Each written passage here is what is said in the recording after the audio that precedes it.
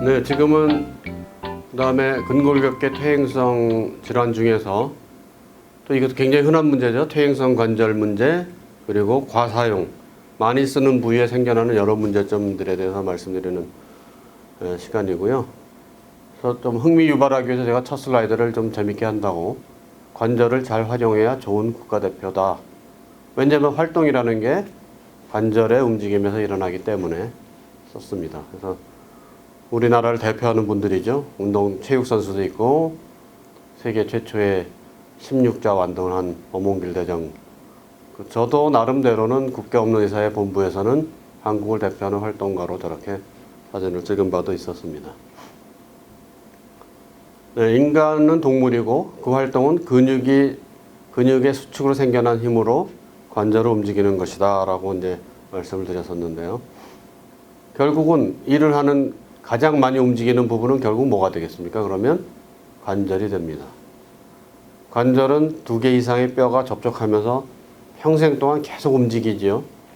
근데 그렇게 서로 접촉해서 움직이다 보니 마찰 효율 때문에 연골로 구성되어 있다 말씀드렸고요. 그래서 아주 매끄러운 초자 연골로 구성되어서 평생을 접촉을 하면서 움직이게 됩니다. 또 안정되게 움직이기 위해서는 관절의 안정성이 중요한데, 인대랑 무릎 같으면 이제 반월상 연골 같은 것이 관절의 안정성에 기여를 하죠. 네. 근데 문제는 이제 노화와 함께 퇴행이 진행된다는 거죠.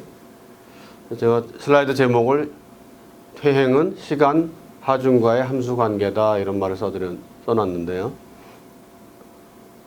저 그림처럼 아주 늘씬하던 아가씨가 세월과 함께 서서히 꼬부랑 할머니로 변해가는 그림이죠. 사실은 시간과 함께 아주 느리게 진행되는 퇴화 과정 때문에 이제 우리 몸 여기저기에 많은 변화가 오게 됩니다. 두 번째는 하중의 함수 관계라는 말을 했는데, 엄청나게 큰 무거운 짐을 허약한 다리가 지고 있으니 견딜 수가 없죠. 나중에 보면 다 부서지고 말죠.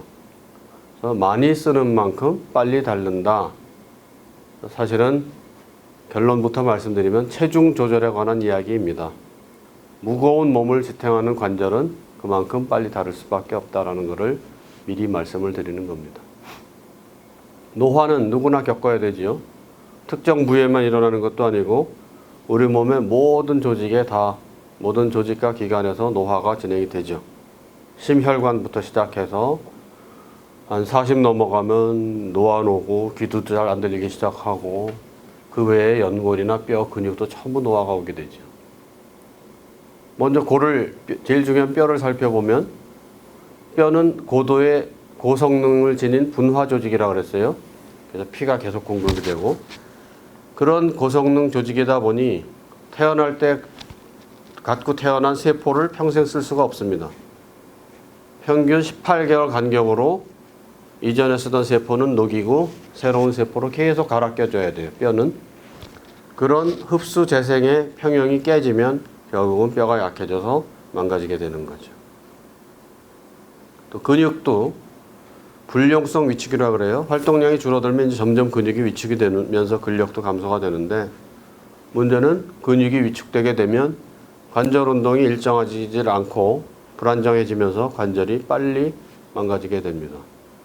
그래서 저희 친구들 얘기 들어보면 굉장히 어깨가 아팠는데 무슨 운동을 하고 났더니 그 다음에 멀쩡해졌어라고 하는 친구들이 간혹 있어요. 무릎에서도 마찬가지로 어떤 사람은 스쿼팅에서 나왔다 그러고, 어떤 사람은 우리 산에 다니고 났더니 무릎이 아프던 게 없어졌다, 이런 경우 종종 있는 게, 근육의 기능이 회복되고 근력이 강화되면서 오히려 관절 증상이 사라지는 것은 바로 이러한 이유 때문이라고 말씀드릴 수 있습니다. 퇴행성 관절염 원인 요소. 첫 번째 당연히 노화죠. 젊은 사람이 저렇게 늙어가면서 오랜 세월에 걸쳐서 몸 여기저기가 다 늙어가다 보니 관절도 당연히 늙게 되고, 또 하나 중요한 요소가 비만이에요. 그 다음에 외상. 다른 문제는 하나도 없는데 불행하게도 관절면을 심하게 다쳤어요. 골절로. 수술해서 바로 맞춰는 놨는데도 불구하고 어긋난 관절면인 경우는 퇴행성 관절염이 오게 됩니다. 제일 흔한 증상으로는 당연히 1번은 아픈 거죠. 관절통이 있고 관절이 뻣뻣하고 혹은 모양이 변하거나 많이 붓고 그런 일이 계속 매일매일 관절이 아프고 붓고 하다 보니 무기력증, 우울증까지 동반되게 됩니다. 대표적인 영상 소견은 뭐 2가지만 설명드릴게요. 그림에서처럼 관절 간격이 좁아져 있습니다. 왜냐? 연골이 닳았기 때문에 엑스레이상의 관절, 뼈와 뼈 사이가 좁아져 있어요. 원래는 연골로 채워져 있던 공간이. 그러면서 나타나는 현상이 없었던 뼈가 자라나오게 됩니다. 없었던 뼈가 관절 주변 뼈가 이렇게 자라나오게 되는 것을 가시극자를 써서 골극이라고 합니다. 그래서 엑스레이에서 가장 중요한 요소는 관절 간격이 좁아지고 골극이 생겨나는 것이 중요한 영상 검사에서의 중요 소견입니다. 무릎 굉장히 흔한 부위인데요. 무릎의 경우는 이제 O자 다리라 그러죠. 내반슬이라고도 하고 다리가 O자형으로 휘는 변형이 서서히 진행을 하게 되는데 그 이유는 무릎의 안쪽 바깥쪽 관절면 중에 안쪽이 먼저 닳기 시작하면 안쪽이 닳았으니까 무게중심이 더 안쪽으로 옮겨오죠. 그럼 또 체중이 더 많이 안쪽 관절면에 걸리니까 더 빨리 닳죠. 그래서 악순환을 거쳐서 결국은 원래는 멀쩡했던 11자 다리였던 분이 나중에는 5자 다리로 변하게 됩니다. 근데 퇴행성 관절염은 무릎에만 오는 건 아니고요. 우리 몸의 모든 관절에 다 올 수가 있어요. 그래서 엉덩이 관절, 고관절이라고도 하죠. 그리고 발목에도 올 수 있고 뭐 어깨도 오는 경우, 팔꿈치. 팔꿈치는 시골에서 오래 노동한 남자분들한테 굉장히 흔합니다. 손가락 끝마디도 저렇게 되신 할머니들 많이 볼 수 있죠. 특히 시골에서 힘든 일 많이 한 분들은 손가락 끝마디가 저렇게 튀어나오고 변형된 분들을 흔히 볼 수 있습니다. 척추도 마찬가지예요. 척추 설명 때 여러 마디로 이루어졌다고 말씀드렸는데 여러 마디로 말한 건 일종의 관절이죠. 그러다 보니 거기도 마찬가지로 관절 간격이 좁아지고 뼈가 삐져나오는 골극이 형성돼서 퇴행성 변화를 가고 있는 걸 볼 수가 있습니다. 근데 문제는 저런 영상이 보였을 때 진단을 디스크라고 내려지는 게 문제예요. 디스크는 척추 시간에 말씀드렸는데 신경근이 눌려서 방사통이 있는 병이 디스크인데 저런 경우에 신경근 쪽으로는 안 눌리고 사진에서만 저런 변화가 보이고 있는데도 영상이 저렇게 생기면 무조건 디스크다라는 진단을 얻어서 갖고 계신 분들이 많습니다. 그래서 제 진료실에 어떤 분이 왔길래 저런 분이 왔길래 방사통이 있으세요? 그랬더니 방사통이 없어요. 그러면 선생님은 방사통이 없고 그러므로 디스크가 아니라 퇴행성입니다 라고 열심히 설명했는데 별로 이렇게 만족하는 눈치가 없어요. 왜 난 디스크라는데 디스크가 아니라는 거예요? 그러면서 의아한 표정으로 떠난 분도 기억이 나는데요. 방사통이 없으면 다시 말씀드리지만 디스크가 아니라 퇴행성 변화구나 이렇게 이해를 하시면 좋겠습니다. 자, 그러면 이제 퇴행성 관절염 우리는 뭘 할 수 있을까요? 많은 분들이 이거 나빠지지 않게 하려면 어떻게 하면 되나요? 라는 질문들을 하시는데 현실적으로 예방이 없어요. 농담삼아 저렇게 써놨어요. 서유석 씨가 가는 세월이란 노래를 불러서 문제니까 저 노래를 못 부르게 하든지 뭐 그래야 된다라고 농담을 하는데 강의 시간에는 세월이 가는 한 어쩔 수 없이 노화가 진행이 되고 따라서 퇴행성 관절염은 막을 수는 없습니다.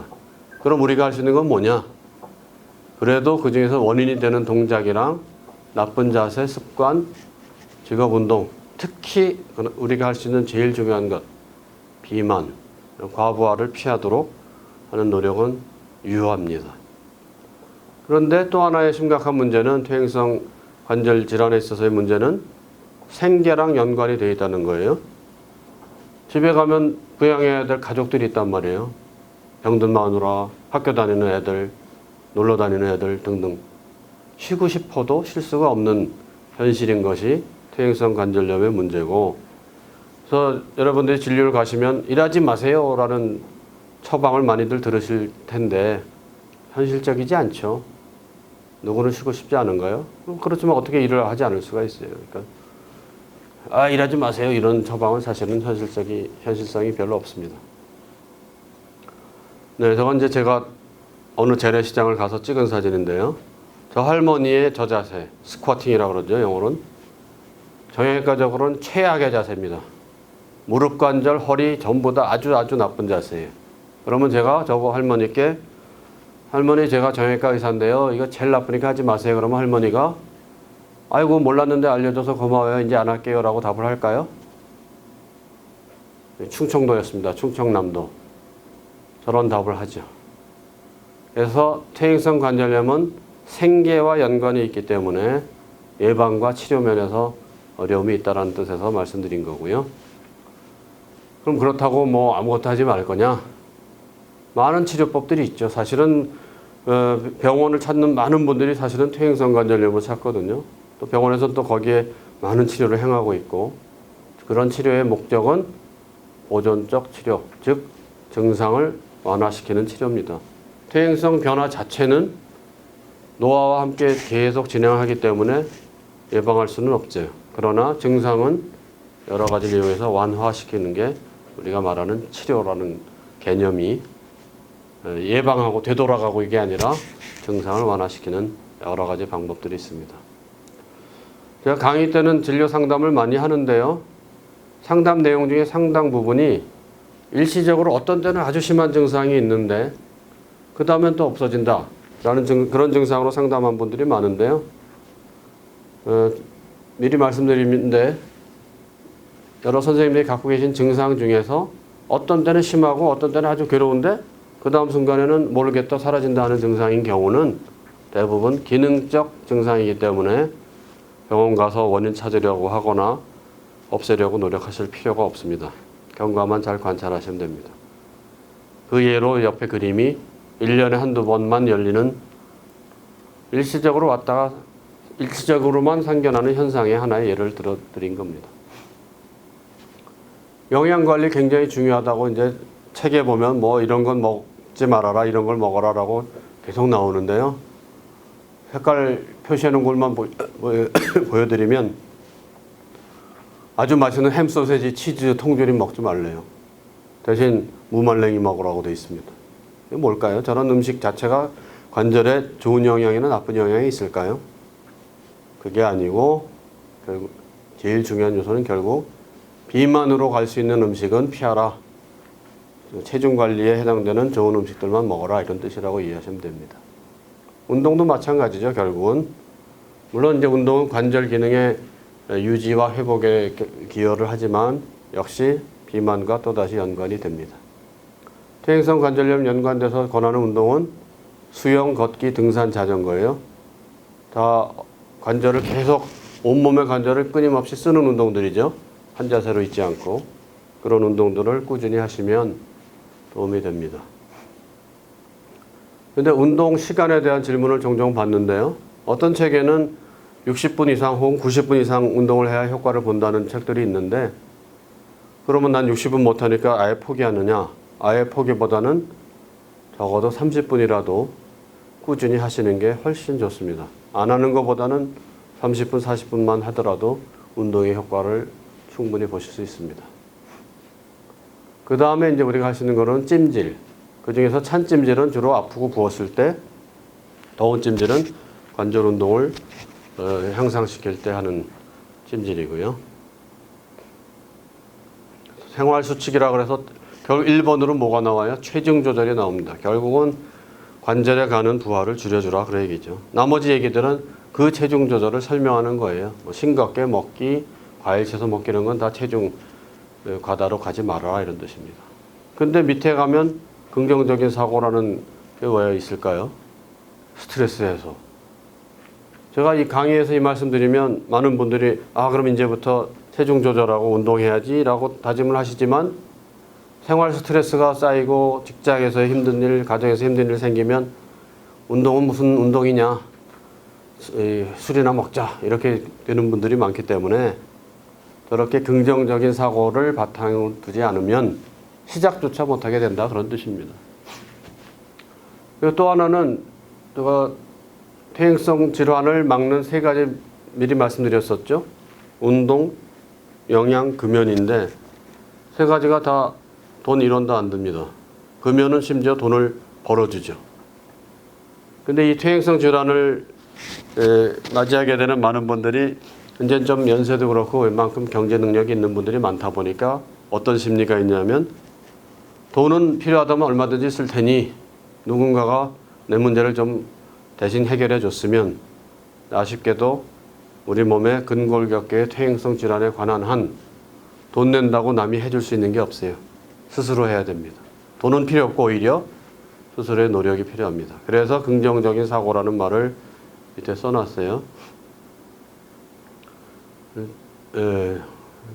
재미있으라고 올린 영상인데 저렇게 실패하고 좌절하고 필요하면 운동이고 뭐고 체중 조절이고 다 관두고 그냥 화술이나 먹자 이렇게 그런 마음이 많이 들잖아요. 그래서 그러지 말고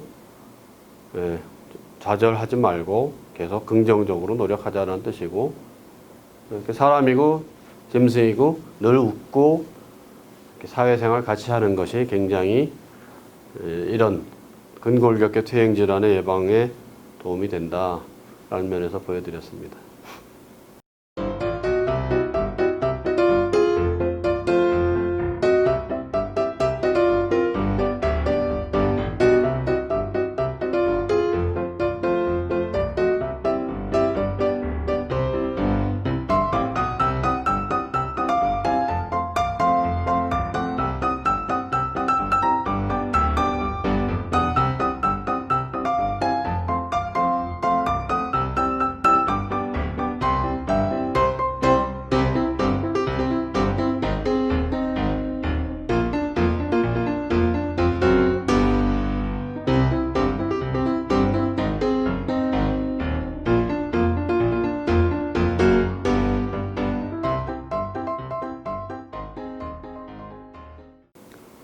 약물 치료 외에도 수술적인 치료들도 있죠, 물론. 그래서 이 수술은 무릎의 퇴행성 관절염이 서서히 진행하고 있는 중간에 옷자다리가 이제 생기기 시작할 때 옷자다리로 가는 악순환의 고리를 끊고 원래의 다리 모양으로 바꿔주는 수술입니다. 그래서 한자로는 절골 교정술이라고 썼고요. 왼쪽의 엑스레이는 이제 옷자다리로 가고 있는 과정인데, 수술해서 뼈를 변형을 바로 잡아줘서 원래의 모양으로 돌려주면 첫째, 통증도 많이 완화되고, 두 번째로는 인공관절로 가는 시점을 가능한 늦출 수가 있습니다. 그렇지만 퇴행성 관절염에 대해서 우리가 가장 많이 하는 수술은 결국 관절 성형술 혹은 인공관절이죠. 그래서 저렇게 무릎이 다 망가진 경우는 더 이상 뭘 해도 통증을 없애거나 보행 기능이 회복되지 않기 때문에 할 수 없이 이렇게 인공물로 관절면을 다 깎아내고 인공물로 끼워서 움직이게 합니다. 그러면 통증도 좋아지고 다리 모양도 좋아지고 걷기도 훨씬 편해져요. 일단은 좋아지는데 문제는 뭐가 있을까요? 인공물이다 보니까 어느 정도 쓰다 보면 닳아서 다시 재수술을 해야 될 때가 올 경우가 많고, 그 다음에 100명 중에 한두 명은 수술하고 나서 세균 감염이 생겨서 아주 고생스러운 과정을 가게 되는 경우들이 있습니다. 무릎 보여드렸지만 무릎 외에도 어깨, 팔꿈치, 손가락, 여기저기 모든 관절을 다 인공관절이 개발돼서 쓰이고는 있는데, 공통적으로 인공관절은 얼마나 오래 쓸 수 있느냐에 대한 숙제는 아직 남아 있습니다. 골다공증에 대해서 설명을 드려야 되는데요. 꽤 흔한 문제죠. 근데 골다공증이 잘못 이해되는 부분은 암이랑 다른 병들처럼 멀쩡하다가 왜 나한테만 이런 병이 왔을까 이렇게 생각하는 분들이 간혹 있는데, 그게 아니고 골다공증은 젊었을 때 많이 벌어놓으면 걱정할 필요가 없다입니다. 멀쩡하다가 느닷없이 생기는 병이 아니고 보통 35세를 정점으로 신체 기능이 서서히 떨어지는데, 35세까지 내가 뼈에 골내 칼슘을 많이 벌어놨으면 그 다음에 조금씩 까먹어도 아무 걱정이 없죠. 돈 벌어놓은 거로 비유하면 이해가 쉽죠. 돈을 많이 벌어놓은 분은 하루에 10,000원씩 똑같이 뭐 1, 2만 원씩 돈을 써도 아무 걱정이 없는데 벌어놓은 돈이 적은 분은 똑같이 1, 2만 원씩 하루에 쓰다 보면 그 다음에는 이제 빈털터리가 되듯이 우리 몸의 뼈 속 칼슘도 젊었을 때 많이 벌어놓은 분은 아무 걱정이 없어요. 그런데 여성의 경우는 폐경을 전후해서 급격히 내려가는 경우들이 많기 때문에 특히 여성들은 폐경 전후에 한 번씩은 꼭 검사를 하셔야 됩니다. 검사 결과 아주 높다고 나왔어요. 아주 높다고 나온 분은 골다공증에 대한 염려는 더 이상 붙들어 매셔도 됩니다. 벌어놓은 게 많다는 뜻이에요. 그래서 느닷없이 나중에 생겨날 일은 없기 때문에 첫 검사에서 아주 높게 나오는 분들은 걱정 안 하셔도 되는데, 그러나 첫 검사에서 중간 내지는 아래쪽으로 약한 쪽으로 나온 분들은 이후로 꾸준히 관심을 가지고 관리를 하셔야 돼요. 지금은 많은 약제들이 개발되어 있어서 골다공증 진단 받더라도 너무 비관적일 필요는 없습니다.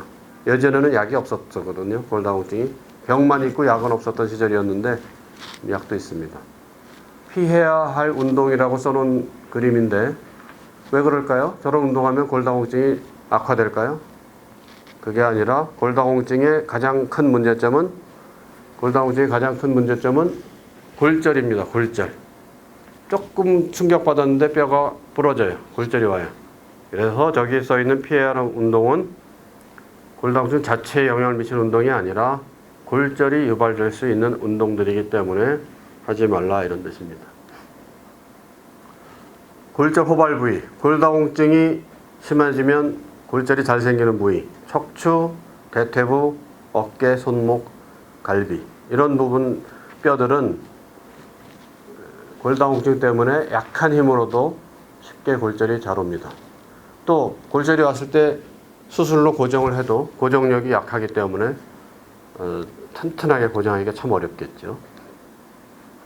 그 중에서 특히 어려운 게 바로 저 노인의 고관절 주위 골절인데, 저건 사망 원인에 분류가 돼요. 그래서 아마 주위에 많은 분들이 그런 경험이 있으실 텐데, 집안에 노인네 할아버지 할머니가 겨울에 눈길에서 낙상한 다음에 시름시름 앓다가 봄쯤에 돌아가시고, 이런 혹시 경험들이 있는 분들이라면 저게 원인이었을 거로 추정할 수가 있습니다. 그러지 않아도 이제 연세가 들면서 생명 기능이 아슬아슬하게 유지되고 있던 분들이 저런 골절이 생기면 활동을 못하게 되고, 활동은 곧 생명이라고 말씀드렸죠. 활동 기능이 유지돼야 생명 기능도 유지되는데 활동 기능이 떨어지니까 결국은 못 견디고 돌아가시게 됩니다. 그래서 정형외과 의사들이 사람 목숨 살린다고 적극적으로 매달리는 게 바로 저 노인에서의 고관절 주위 골절은 살리기 위해서 하는 수술이다라고 믿고 적극적으로 임하고 있습니다. 네, 척추 성형술의 예인데요. 척추가 골다공증성 압박골절이 아주 흔히 발생되는 부위인데, 시멘트 넣고 하는 척추 성형술인데 가급적 저는 너무 서두르지 말고 또 저 척추 성형술에 너무 의존하지 말고 될 수 있으면 자연적 치유를 얻도록 시도하시는 게 저는 좋다고 권하고 있습니다. 유일한 예외가 가운데 있는 그림처럼 척추골절이 왔다가 중간에 뼈가 텅 비어버려요. 그럼 뼈끼리 접촉이 없으면 절대 붙을 수가 없으니까 이렇게 뼈속이 비어버리는 상황을 꿈멜스병이라고 쓰는데, 꿈멜스병으로 뼈속이 비기 전에는 가급적 자연적 치유를 하시면 좋겠고, 저런 경우에는 이제 척추 성형술 시멘트 보강을 해주면은 아주 좋은 결과를 얻을 수 있죠. 노인 외상, 노인 사망 원인 2위 낙상이라고 써 있어요. 더 오래 잘 지내실 수 있는 분인데 넘어져서 골절이 온 다음에 시름시름 앓다가 돌아가시는 것. 그래서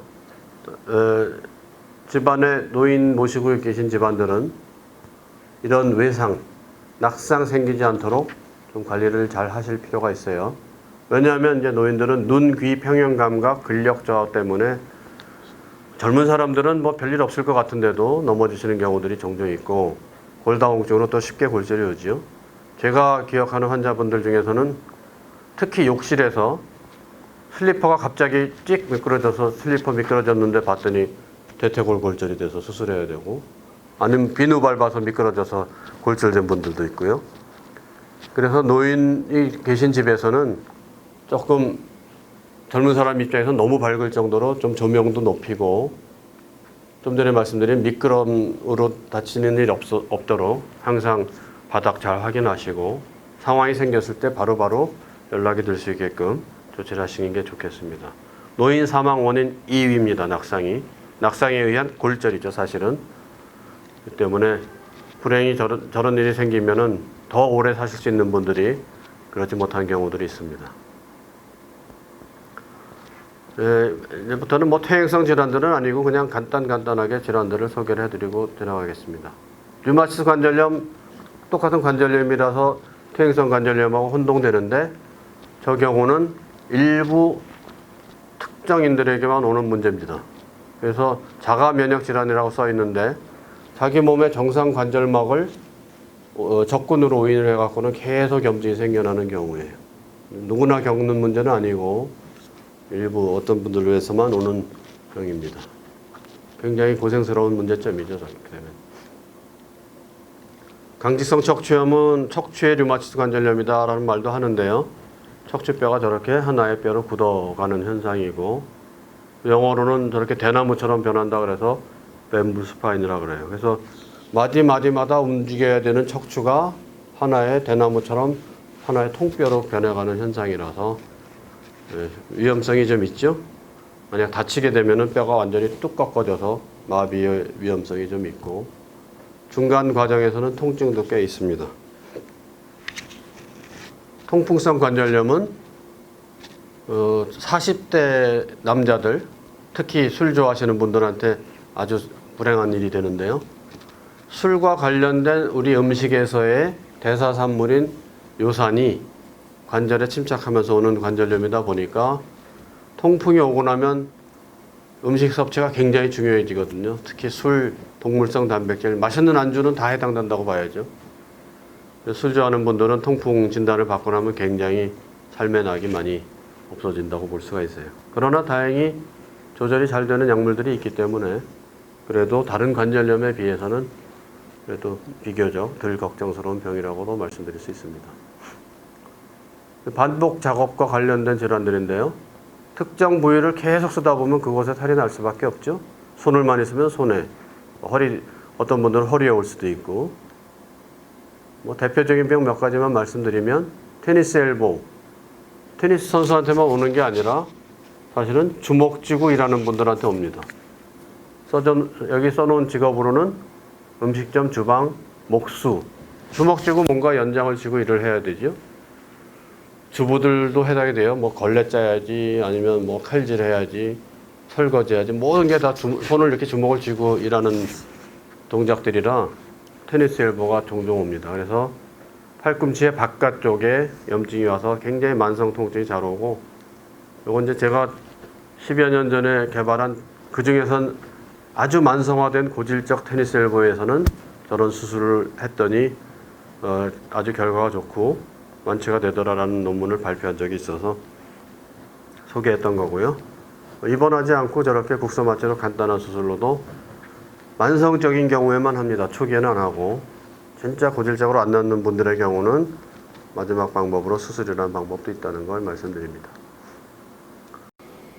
방아쇠 수지, 손가락에 총에 방아쇠처럼 툭툭 걸리는 현상인데요. 사실은 방아쇠라는 이름이 붙은 거는 걸려서가 아니라 구부리려고 힘을 막 주면 힘을 주는데도 안 되다가 갑자기 떡떡 넘어가고, 펴려고 그러면 다시 펴려고 그러면 또 힘을 막 줘도 안 되다가 갑자기 떡떡 넘어오고, 이런 현상이 생겨서 방아쇠 수지라 그래요. 그런데 그게 단계가 더 진행되면 한번 넘어간 손가락이 그 다음에 힘을 줘도 돌아오지가 않습니다. 또 강제로 펴놓고 나면 이번에 꺾어지지가 않고, 그런 경우는 이제 주사 아니면 수술로 치료하게 되는데, 영상을 한번 볼까요? 자기 손가락 힘으로는 구부렸다 폈다가 안 되기 때문에 저렇게 다른 손가락 혹은 반대쪽 손에 힘을 써야만 펴지는 정도까지 되면 이제 수술하게 되는데, 수술한 다음에 작은 상처가 보이죠? 한 1cm 정도의 작은 상처를 국소마취하에 수술했더니 그렇게 완벽하게 해결이 됐어요. 이 병은 스테로이드 주사든 수술이든 어쨌든 완치가 가능한 병이기 때문에 방아쇠 수술 갖고 너무 오래 고생하시는 분들은 종종 볼 수 있어요. 그래갖고는 어떤 분은 너무 오래 놔뒀더니 관절이 굳어버린 분도 봤는데요. 저렇게 어쨌든 완치가 있는 병이라는 걸 알려드리고 싶습니다. 또 손목에 엄지 쪽 손목에 뼈 튀어나온 데에서 오는 염증을 득괴르뱅병이라고 하는데 저 경우도 소염제 주사나 좀 전에 말씀드린 국소마취 수술로 해결이 됩니다. 근골격계 퇴행은 35세를 지나면 누구나 서서히 퇴행이 시작된다. 퇴행이 진행이 된다. 첫 번째, 누구나 겪는 자연의 순리이기 때문에 일단은 받아들여야 돼요. 작년엔 안 그랬는데, 전에는 안 그랬는데 서서히 퇴행이 오기 때문에 이제는 내가 서서히 이런 증상이 생겨날 때가 됐나 보다라고 받아들이는 게 첫 번째고, 결국은 그렇기 때문에 30대 중반 이후로는 각자 어떻게 관리하느냐가 관건이에요. 훌륭한 의사 만나서 좋은 치료받으면 해결되고 이런 문제가 아니고, 물론 이제 수술까지 가는 경우는 그런 게 중요할 수 있겠지만 그 전 단계에서는 스스로 어떻게 관리하느냐가 중요하고, 그래서 다시 나오는 말씀이 운동, 영양, 금연, 그리고 이제 증상에 대해서는 찜질, 스트레스 받지 말아야 되고, 그러다가 너무너무 힘들어지면 그때는 이제 정형외과 진료를 받아서 약물, 주사, 물리치료, 수술 같은 여러 가지 방법들을 통해서 또 도움을 받으실 수 있습니다. 첫 번째, 본인이 잘 관리한다. 그러다가 너무너무 이제 견디기 어려운 정도의 단계가 됐을 때는 정형외과 진료로 도움을 받으시라.